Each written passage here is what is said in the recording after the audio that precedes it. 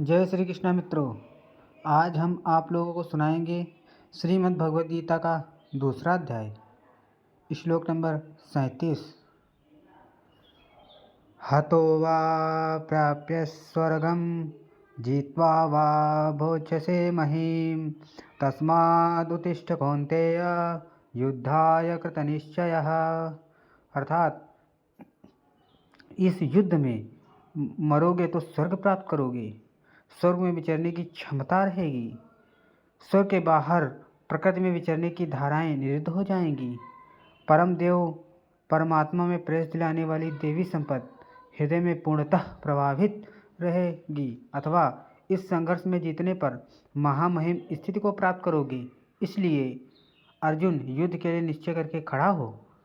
प्रायः लोग इस श्लोक के अर्थ में समझते हैं कि इस युद्ध में मरोगे तो स्वर्ग जाओगे और जीतोगे तो पृथ्वी का भोग भोगोगे।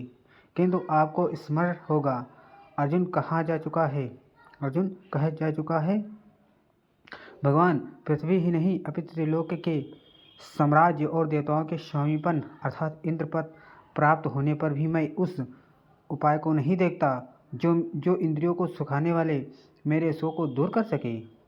यदि इतना ही मिलना है तो गोविंद मैं युद्ध कदापि नहीं करूँगा। यदि इतने पर भी श्री कृष्ण कहते हैं कि अर्जुन लड़ो, जीतोगे तो पृथ्वी पाओगे और हारोगे तो स्वर्ग के नागरिक बन जाओगे, तो श्री कृष्ण देते ही क्या है।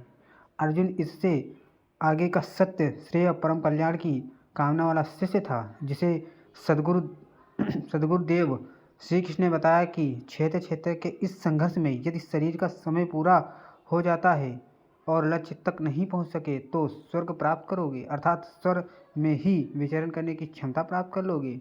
देवी संपत्ति हृदय में ढल जाएगी और इस शरीर के रहते रहते संघर्ष में सफल हो जाते हो तो महिम सबसे महान ब्रह्म की महिमा का उपभोग करोगे, महामहिम की स्थिति प्राप्त कर लोगे। जीतोगे तो सर्वसह क्योंकि महामहित्व को पाओगे और हारोगे तो देवत्व, दोनों हाथों में लड्डू रहेंगे।